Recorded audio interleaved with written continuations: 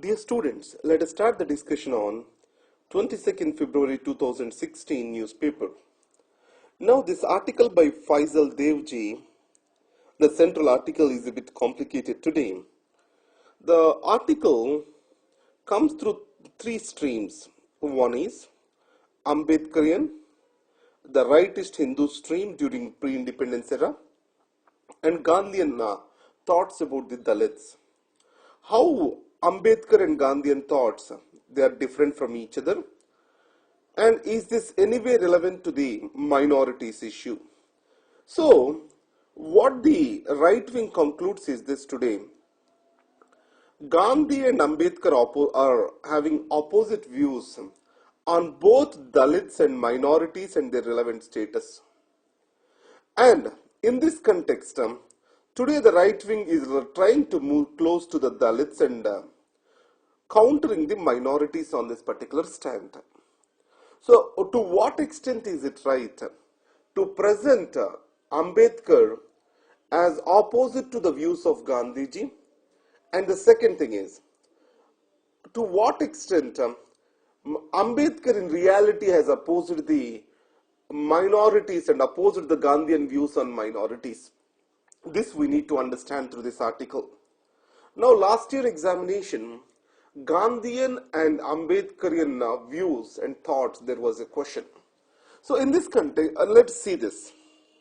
Ambedkar and Gandhian arguments related to the Dalits, it is majorly centered around the Pune Pact. A Pune Pact in Ramsay MacDonald Award in 1932, it has offered separate electorates to the lower caste, that is Dalits, and also to the, along with the, minorities. In this context, Gandhi vehemently opposed separate electorates for the Dalits. Why is it so? The Gandhiji believed, so the wider acceptance or legitimacy to the Dalits only exists when they are elected by the wider mandate. The separate electorates limit the mandates for the election of Dalits only to the Dalits. So their major integration and streamlining into the society will not be possible. So finally, Dr. B.R. Ambedkar and Gandhiji's negotiations, it has led to Pune Pact, under which the separate electorates for Dalits will be dropped and they will be offered the reserved constituencies, Dalit reservations in constituency elections. Now, the Dalit reservations, it means wider people or wider section of the population will be electing a Dalit as their leader. On the other hand, in separate electorates, only Dalit voters will be participating in electing a Dalit leader. So his representation will not be wider. So his legitimacy of representation will not be wider. So in this context, the argument is this. Dr. B.R. Ambedkar believed or else said Pune Pact did not yield the results which are expected for the Dalits. And most of the Ambedkar and Gandhian relations and arguments, they are viewed from this. Now here the second thing is with regard to the Panchayati Raj. Dr. Ambedkar said the transfer of powers to the Panchayati Raj will ultimately lead to the suppression of the will of the Dalits. Because the vested power interests in the village level, they are going to ultimately suppress the rise of the Dalits. So he wanted the state power to be in the hands of the, or at the level of the state government, not below that to the level of panchayats. And we all know Gandhiji is an ardent supporter of the Panchayati Raj system and principle of subsidiarity. Now, as we further go, let us see the Minorities Pact, what was happening over there. So with regard to the Minorities Pact, inequalities are increasing. How to face the inequalities in Indian society? So in this case, if you divide the society into majority and minority totally, then a permanent majority and versus minority argument comes up, and it will not make the Indian democracy to work because the power shift will not happen. So in this context, at the Minorities Pact in Britain, Dr. B.R. Ambedkar has said is the Hindus has to be disaggregated so that a power shifts happen in the Indian democracy. In that way, he has opposed for the polarization of Indian society into majority and minority on the basis of a religion. So, that is very much in the viewpoint of the Gandhiji too. And along with this, after he resigning from the Nehru's cabinet, he believed that the social reform is more important than the state's power to change the position of the Dalits. From Harijan movement onwards, Gandhiji believed in the same thing. The social reform is the keystone to change the life of the Dalits. So though there are many differences between these two people, there are also many similarities. And Ambedkar has followed the Gandhian methodology to fight for the cause of the Dalits. That is based on reason and argument, not based on the violence. So in today, dividing the people on the basis of religion and caste and claiming the Hindu solidarity, this very much goes against the views which are expressed by the Dr. B.R. Ambedkar. Coming to the Jat reservations. Yesterday we have discussed what is the Supreme Court judgment in Ram Singh versus Union of India case. Now the Supreme Court has clearly stated that the caste shall not be the sole factor for discrimination. It shall have many other factors associated or else more inclusive factors are necessary. And transgenders also shall be awarded the OBC reservations. Now, what are the reasons these caste-based movements are been coming up, or why the reservation movements are increasing? If you carefully observe, previously the land-owning classes in North India and South India, they had wider chunks of the land. But over a period of time, the land fragmentation is happening. So because of this, today, the land is no more a value generator in terms of agricultural output, as agricultural growth itself is coming down. And the second thing is, agriculture has education has proven to be an opportunity generator in the services industry. And the third thing, the economic differences have drastically reduced between the upper caste and lower caste thanks to the reservation policy of the state. In this case, the people who believe that they are going down the economic ladder of hierarchy, they are looking for an opportunity, and which is the reason for the growth of Jats, Patidar, Kapu reservation movements across the states. Now, in this, if you carefully observe why the reservations have come into place, are they for economic reason or backwardness, social backwardness is the reason? So Constitution did not recognize economic backwardness as a reason for the reservations. And the second thing is, the logic is this: more people has to gain out of the reservations so that they come out of this reservation or else the backwardness criteria. The economic upliftment has to include them or integrate them into a greater society. Slowly, the reservations itself has to become irrelevant. But in this context, the counter argument is the reservations are more and more used by the people who gain from it. And along with this, the globalization and nature of capital movement has also made these people economically disadvantaged. So many of the rural classes, especially belonging to Patidars or Jats, they had their own self-employment previously, but slowly the collapse of the small-scale industry kept them at the mercy of the big capitalism. So in this context, the big industry needs well-skilled people, well-educated people. So obviously they are at the disadvantage. These are the reasons. Now these people have a political might because of their numbers, and they want to convert their numbers into an economic opportunity. And politics of the day, opportunistic politics of the day, and populistic promises are providing a chance to this. So finally what we can say is, the reservation policy need to be streamlined with more inclusive criteria.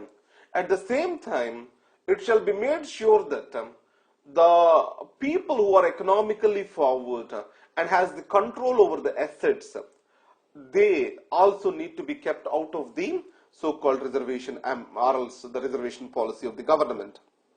Now coming to grow or not to grow.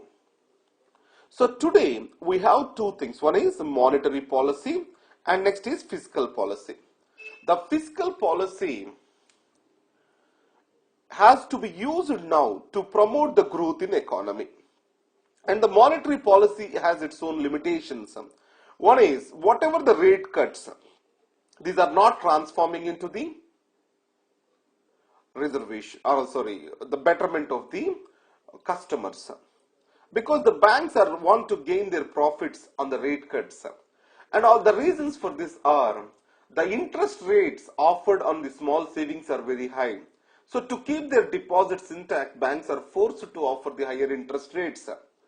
And second thing is, the banks, the review of their NPAs is going on and their profits are largely shrinking. At this point, banks are becoming more and more risk aversive. And slowly inflation is increasing, and inflation targeting, the RBI has a little room to accommodate. And after this, the disinvestment and the rationalization of the subsidies, to what extent is it possible?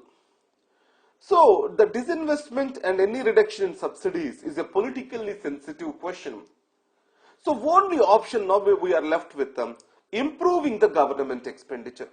Now if government expenditure goes into the asset creation and infrastructure development, then automatically it adds up for the GDP. Generally the fear expressed is this: if the fiscal deficit widens, it becomes a negative statement or a negative indication for the investments. It is nothing like that. So as the physical expansion is leading a value to the GDP growth, which we describe it as the fiscal multiplier. If it is high, then automatically investors can understand. So fiscal multiplier is a term we need to understand. It means for an increase in a unit of fiscal deficit, how much GDP we are gaining. That is what is called fiscal multiplier. So in this case, when the economy is contracting, the fiscal multiplier will be more positive. So in this context, we need to go for the higher expenditure on fiscal deficit, expand the fiscal deficit. So the growth path will be reset and employment will be generated for the people. Next, delivering on Make in India. So after the Modi government has come up, the policy paralysis to large extent ended and investments are supposed to flow now. So though the promises for investments are being made, they are not getting actualized. The ease of business is increased to a large extent, and demography dividend along with the democracy has to provide India an opportunity for gain on investments, flow of investments. But why is it that not happening? The major one single culprit we have to say is it retrograde taxation or retrospective taxation. So the Vodafone issue, in which the tax authorities served the notices to this UK-based company, has again showed the worst side of the retrospective taxation, and government as quick as possible has to address this concern of the investors. Coming to the Syria issue, you know that in the Syria, talks are going on, and Russia and United States, they have almost come together on a common path of understanding. So the John Kerry, what he says is this: reconciliation is possible in Syria, and the ceasefire agreement almost has come for a conclusion, and Russia and United States are on a common point with regard to that ceasefire agreement. And the startups and what they are expecting in this new budget. The first one is employee stock options. Now, it means the startups are not in a position to pay huge packages, but they need huge quality human resources. How can they hire them? That is by offering the shares in their company. So in this case, any share is offered if it has been taxed, that kills their motivation. So it means ESOPs in the startups are more like salaries. So they have to be taxed once they earned. So that means when they are being sold. And next is, as of now, the income tax exemption exists for startups for the first 3 years. It will not be of much use to them because most of the startups do not make any profits in the first 3 years. Instead of that, to compete themselves with the established players, we can provide for the service tax and VAT exemptions. Now the section 56 of the income tax, what it says is, if a share of 100 rupees is brought at 150 rupees, this 50 rupees is considered as a profit of the startup and taxed. So in this case, we need to understand how startups work. So investors, they see the future potential of the growth of a startup and they offer the investment in the beyond the price, existing price in the market. So this has to go towards more productivity in the startup. So if the government wants to take a cut as a profit of a startup, and that's going to deprive them of the resources. And next is share swaps. Now, if a merger has happened, then it is not taxable. If a transfer of the shares, for example, 100 rupees, I sold it to 150 rupees to another person, it is taxable. So, I have swapped or exchanged my shares with the another company shares. In India, it is taxable as of now. So, the share swap provides greater flexibility for the investors to operate in a startup environment, and the taxation need to be removed. So, this can improve the startup environment in India. Thank you very much. Today we got delayed in deciphering that Ambedkar, Gandhiji and the right-wing politics, how they are connected with each other, and we try to stick to our timelines. Thank you very much.